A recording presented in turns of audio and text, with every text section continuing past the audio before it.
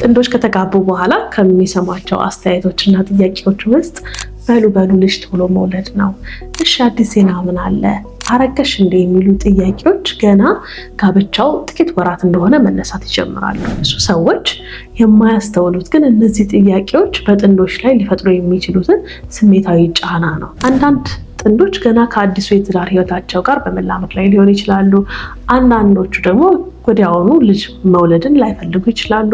አንዳንዶቹ ደግሞ እየሞከሩ እነሱንም እያሳሰባቸው ግን ደግሞ በዝምታ ይዘውት ሊሆን ይችላል። በሕክምናው መሰረት ለመውለድ ችግር ምርመራ የሚጀምረው በብዛት ከ35 ዓመት በታች ለሆነች ሴት ለ1 ዓመት ያለምንም መከላከያ በቂ ግንኙነት አድርገው እርግዝና መፈጠር ካልቻለ ነው። ከ35 ዓመት በላይ ለሆኑ ደግሞ ከ6 ወር በኋላ ነው። ስለዚህ በጥቂት ወራት ውስጥ እርግዝና አለመፈጠሩ በብዛት የተለመደ ነው።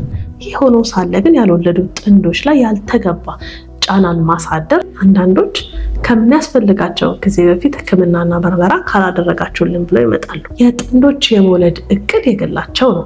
በዚህ ጉዳይ ጣልቃ አለመግባትን መልመድ አለብን። አንዳንድ ጊዜ ልናደርገው የምንችለው በጣም ጥሩ ነገር ጭራሽ አለመጠየቅ ሊሆን ይችላል።